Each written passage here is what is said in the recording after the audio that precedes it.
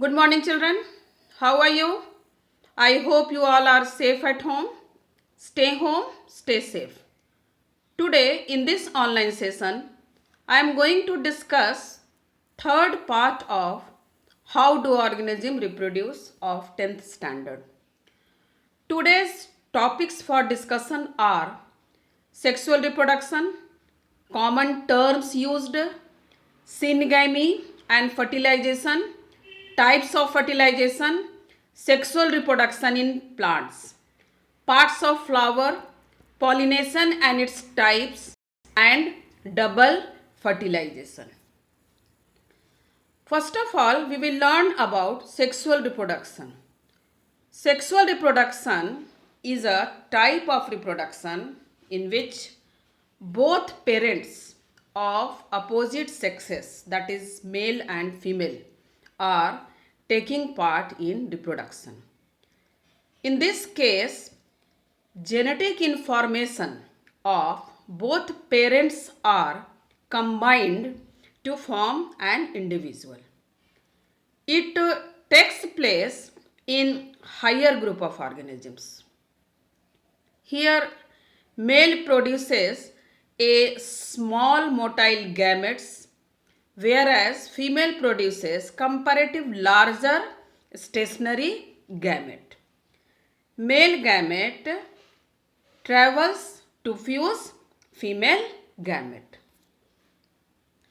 Let us see about the important terms used while studying sexual reproduction. First is about unisexual. Unisexual means male and female sex organs are present in different individuals. They are also called dioecious. For example, in human being, male and female are separate. Next is bisexual. Bisexual means both the sex organs, that is male and female sex organs, are present in a single individual. They are also called hermaphrodite or monoecious. For example, earthworm, starfish, tapeworm and majority of the plants. These organisms bear both the sex organ. Next term is gamete. This is not a new term for you, as you all have studied in class 8th. Gametes are reproductive units, also called as sex cells or germ cells. They are haploid because formed after meiotic division mostly. There are two types of gametes, male gamete and female gamete. Sperm is the male gamete, which are smaller in size, motile and are produced in large number. Whereas ovum or egg is the female gamete. These are larger in size, stationary and produced in less number. Next topic is about syngamy and fertilization. Union of male and female gamete is called syngamy or fusion, and the fusion of male and female gamete results in the formation of a single celled diploid zygote, that is called as fertilization. Let us see what are the different type of fertilization. There are two types of fertilization. One is internal, another is external fertilization. As the name indicates, internal fertilization is the fertilization which is taking place in the body of the female. For example, it is seen in reptiles, birds, mammals. Whenever fertilization is taking place outside the body, generally in the surrounding medium, that is water, that is called as external fertilization. For example, it is seen in fishes and amphibians. Now, Tell me, which fertilization is more better? Do you know? Internal fertilization is more better than external fertilization, as here the growth of developing embryo is under proper care. External fertilization is more vulnerable to predators till they become adult. Now we will read about sexual reproduction in plants. Mostly the plants are bisexual. Means both male and female sex organs are present in a single plant. Flower is the reproductive part of the plant and it is a modified shoot. Sexual reproduction in flowering plants includes the production of male and female gametes, transfer of male gametes to female ovule by the process of pollination, and fertilization of male and female gametes.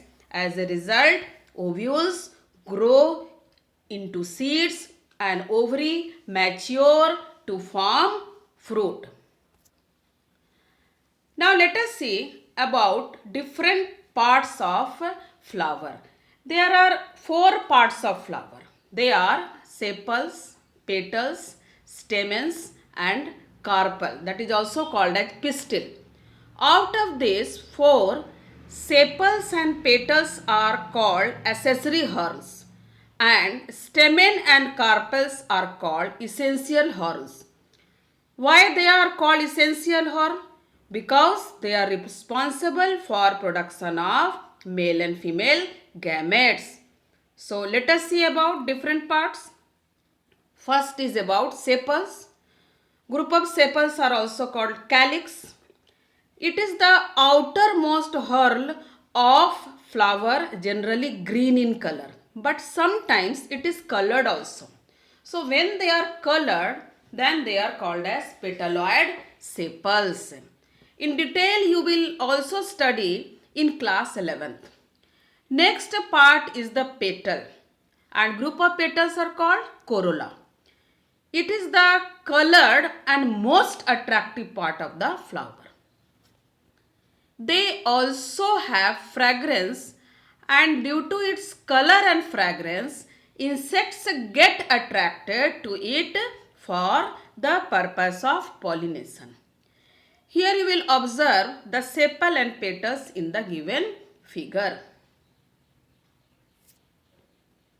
Next part is stamen, also called as androecium.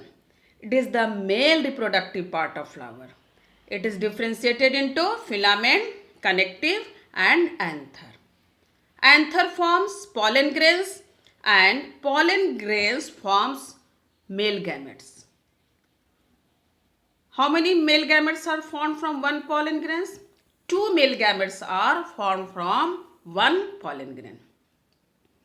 Next is about carpel or pistil. It is also called gynoecium or female reproductive part. It is also differentiated into 3 parts called style, stigma and ovary. Stigma serves as receptive part to receive pollen grains and ovary contains egg or ovule. Ovary is the swollen basal part of pistil or carpel. You may observe in the given figure about stamen and carpel. The given figure shows about the longitudinal section of flower showing all its parts, and this LS of flower, that is longitudinal section of flower, is important for your examination point of view. It is always asked in exam.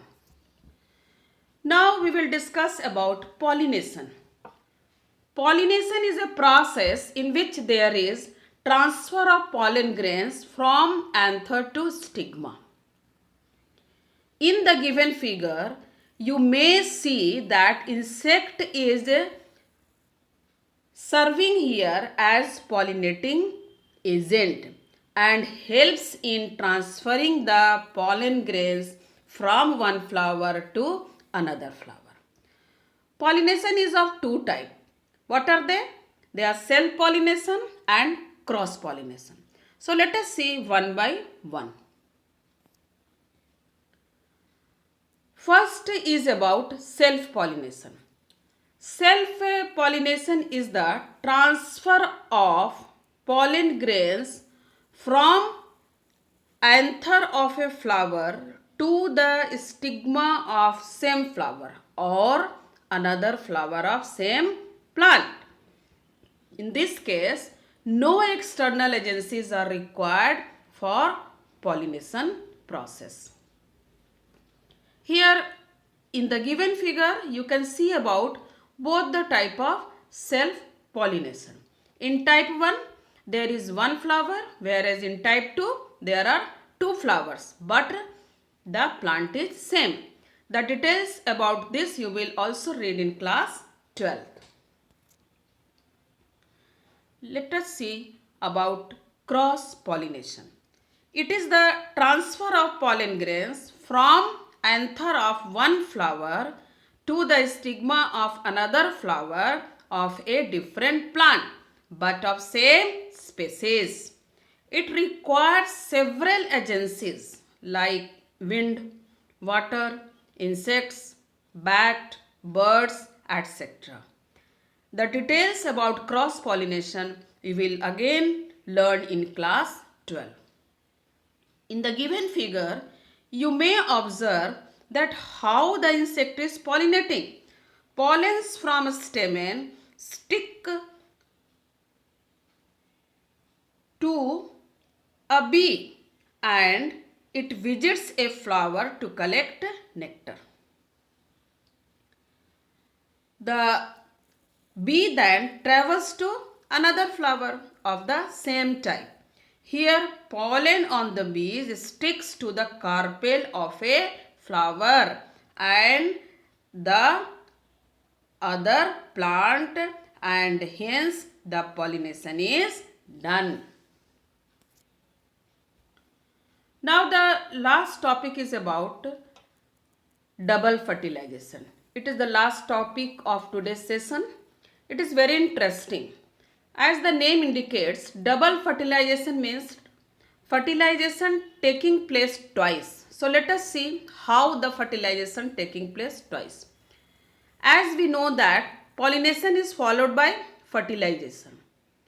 As soon as pollen grains falls on the stigma, it forms pollen tube that reaches to styler region by chemotactic action.